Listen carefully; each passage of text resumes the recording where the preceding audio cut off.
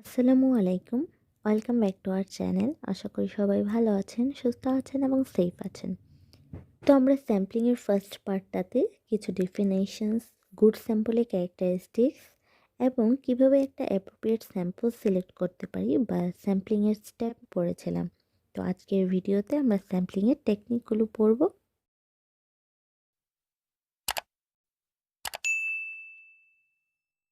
So sampling technique হলো দুই ধরনের। একটা হলো প্রবাবিলিটি স্যাম্পলিং, যেটা আগে র্যান্ডম স্যাম্পলিং বলা হতো। আরেকটা হলো নন প্রবাবিলিটি স্যাম্পলিং বা নন র্যান্ডম স্যাম্পলিং। প্রবাবিলিটি স্যাম্পলিংকে আবার 5 ভাগে ভাগ করা হয়েছে: simple random sampling, systematic random sampling, stratified sampling, clustered sampling, multistage sampling. আবার নন প্রবাবিলিটি স্যাম্পলিংকে আরও 3 ভাগে ভাগ করা হয়েছে: কনভেনিয়েন্ট স্যাম্পলিং, কোটা স্যাম্পলিং, জাজমেন্ট স্যাম্পলিং। প্রবাবিলিটি স্যাম্পলিংটা হলো এমন একটা টেকনিক যেটাতে পপুলেশনের প্রত্যেকটা স্যাম্পলিং ইউনিট বা মেম্বারেরই স্যাম্পল হিসেবে সিলেক্ট হওয়ার ইকুয়াল চান্স থাকে। সিম্পল র্যান্ডম স্যাম্পলিংটাও এখানে প্রত্যেকটা স্যাম্পলিং ইউনিটেরই স্যাম্পল হিসেবে সিলেক্ট হওয়ার সমান চান্স থাকবে। বিভিন্ন মেথডের মাধ্যমে এটা করা হয়: lottery, random number table, using scientific calculator এবং ইউজিং কম্পিউটার। যেমন আমার ক্লাসে 212 জন স্টুডেন্ট আছে, তাদের মধ্যে আমি যে কোনো একজনকে র্যান্ডমলি পিক করলাম, সেটাই হলো সিম্পল র্যান্ডম স্যাম্পলিং। তারপর আসি সিস্টেমেটিক র্যান্ডম স্যাম্পলিং। বা সিস্টেমেটিক র্যান্ডম স্যাম্পলিংটা বোঝার জন্য আমাদেরকে স্যাম্পলিং ইন্টারভাল কি সেটা জানতে হবে। স্যাম্পলিং ইন্টারভাল হলো টোটাল পপুলেশনের টোটাল নাম্বারকে স্যাম্পল সাইজ দিয়ে ভাগ করলে যেটা পাবো, সেটাই হলো স্যাম্পলিং ইন্টারভাল।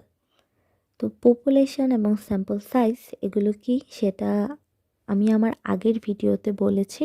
ভিডিওটার লিঙ্ক আমি ডেসক্রিপশন বক্সে এবং আই বাটনে দিয়ে দিব।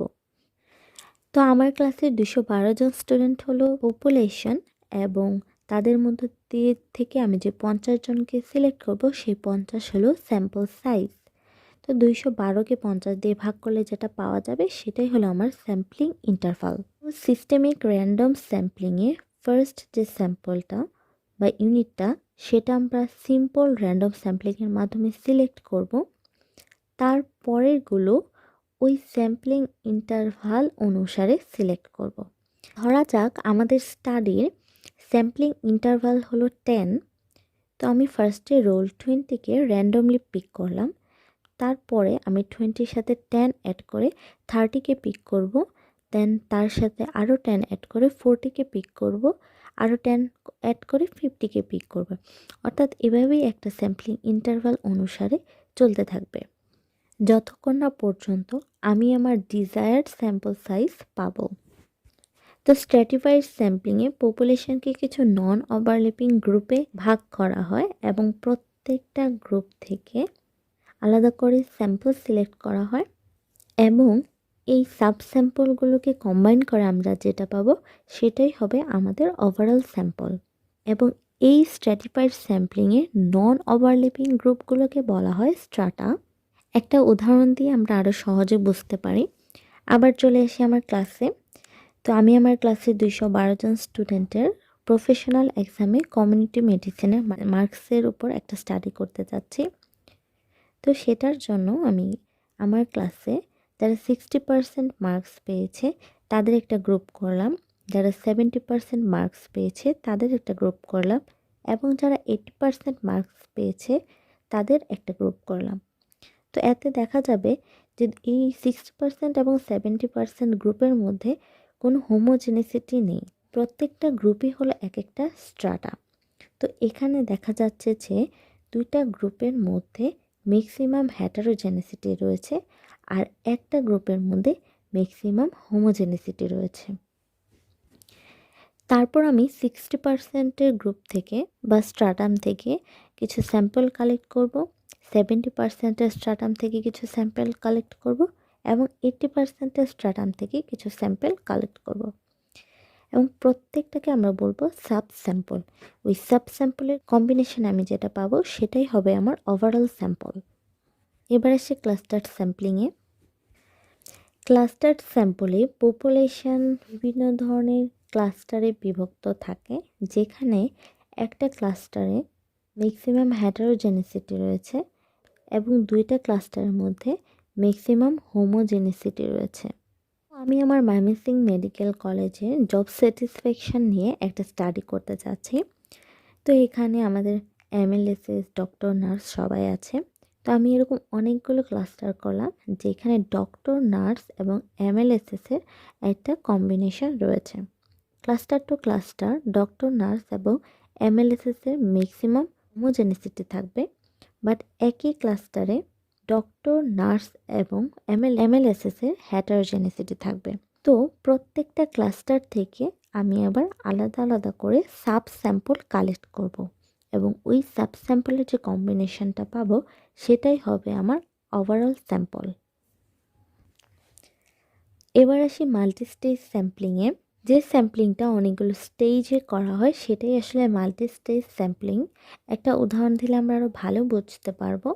বেসিক্যালি বিভিন্ন ধরনের ডিজিজ ডায়াগনোসিসে এই ধরনের স্যাম্পলিং করা হয়।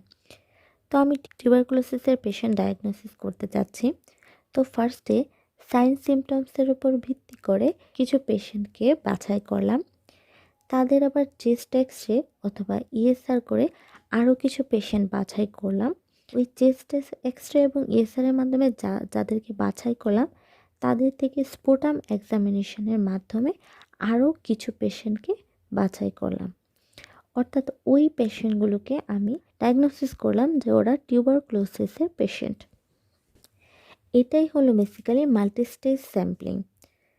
যেমন আমি বাংলাদেশের সবগুলো ডিভিশন থেকে লটারি দিয়ে যে কোনো একটা ডিভিশন নিলাম, আবার ওই ডিভিশনের থেকে একটা ডিস্ট্রিক্ট সিলেক্ট করলাম, আবার ওই ডিস্ট্রিক্ট থেকে যে কোনো একটা উপজেলা সিলেক্ট করলাম এবং ফাইনালি ওই উপজেলা থেকে আমি আমার স্টাডিটা কন্ডাক্ট করলাম। এটাই হলো বেসিক্যালি মাল্টি স্টেজ স্যাম্পলিং, যেটা আমরা অনেকগুলো স্টেজের মাধ্যমে করেছি। স্যাম্পলিংয়ের সেকেন্ড টেকনিকটা যেটা বলেছিলাম সেটা হলো নন প্রবাবিলিটি স্যাম্পলিং। এখানে আমার স্যাম্পলিং ইউনিটগুলোর কিন্তু ইকুয়াল চান্স থাকবে না স্যাম্পল হিসেবে সিলেক্ট হওয়ার। তো এখানে তিনটা টাইপ আছে, কনভেনিয়েন্ট, কোটা এবং জাজমেন্ট। তো কনভেনিয়েন্ট স্যাম্পলিংটা হলো সাধারণত রিসার্চার যিনি থাকে তার পছন্দ অনুসারে বা কনভেনিয়েন্স অনুসারে স্যাম্পল সিলেক্ট করা হয়। এতে করে যে ডিসঅ্যাডভান্টেজটা থাকে সেটা হলো উনি যে কনভেনিয়েন্স অনুসারে বা পছন্দ অনুসারে যাকে সিলেক্ট করলেন সে রিপ্রেজেন্টেটিভ পার্ট নাও হতে পারে। কোটা স্যাম্পলিং এই জিনিসটার সাথে হয়তো বা আমরা কম বেশি সবাই পরিচিত। আমরা যখন বিসিএস এক্সামিনেশন, এছাড়া বিভিন্ন ধরনের অ্যাডমিশন টেস্ট সব কিছুর মধ্যে একটা কোটা কিন্তু আলাদা করা থাকে। তো এটা হলো স্যাম্পলিং করার আগেই একটা নাম্বার প্রিফিক্সড করে থাকি যে ওইটা আমি মাস্ট নিব, মানে ওইটাই আগে নিব, তারপর আমি আমার স্যাম্পলিংটা কন্ডাক্ট করব। সাধারণত কোনো একটা গোষ্ঠী বা কোনো একটা ক্যাটাগরি যদি সংখ্যায় কম হয়ে থাকে বা সংখ্যা লঘু হয়ে থাকে তখন তাদের জন্য কোটা স্যাম্পলিংটা করা হয়। ধরি আমি বাংলাদেশের সকল শ্রমিকদের উপর একটা স্যাম্পলিং করব। তো সেক্ষেত্রে চা শ্রমিকদের সংখ্যাটা কিন্তু খুবই কম। তো এখন আমি যখন স্যাম্পলিং করব বা স্যাম্পল সিলেক্ট করব তখন র্যান্ডম সিলেকশানে চা শ্রমিক কিন্তু নাও আসতে পারে। সেই কারণে আমি আগে একটা নির্দিষ্ট নাম্বার ফিক্স করে রাখলাম যে আমি ওই সংখ্যক চা শ্রমিক নিয়ে তারপর আমি আমার স্যাম্পলিংয়ের বা স্যাম্পল চুজ করার বাকি কাজটা সম্পন্ন করব। এটাকেই বলা হচ্ছে কোটা স্যাম্পলিং। জাজমেন্ট স্যাম্পলিং, এখানে রিসার্চার জাজমেন্টের মাধ্যমে তার স্যাম্পল সিলেক্ট করেন। যেমন ধরা যাক আমাকে আমার কলেজে ডিবেটের জন্য 5 জন স্টুডেন্টকে বা 5 জন ফ্রেন্ডকে সিলেক্ট করার জন্য বলা হলো, কিন্তু আমি যদি এমন 5 জনকে সিলেক্ট করি যারা কিছু বলতেই পারলো না, তাহলে তো আমার সিলেক্ট করে কোনো লাভই হলো না। তো সেক্ষেত্রে আমি এমন 5 জনকে সিলেক্ট করব যারা অনেক ভালোভাবে ডিবেটিং করতে পারে। আমি আমার জাজমেন্টের মাধ্যমে ওই 5 জনকে সিলেক্ট করলাম। এই ধরনের স্যাম্পলিংকে বলা হয় জাজমেন্ট স্যাম্পলিং, যেটা বেসিক্যালি ইন্টেলেকচুয়াল দেখে সিলেক্ট করা হয়।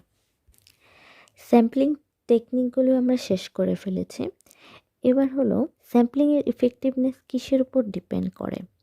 ফার্স্ট হলো choosing and defining target population, effective sample size, availability of sample frame, choosing appropriate sampling method, executing the sampling method in a proper way.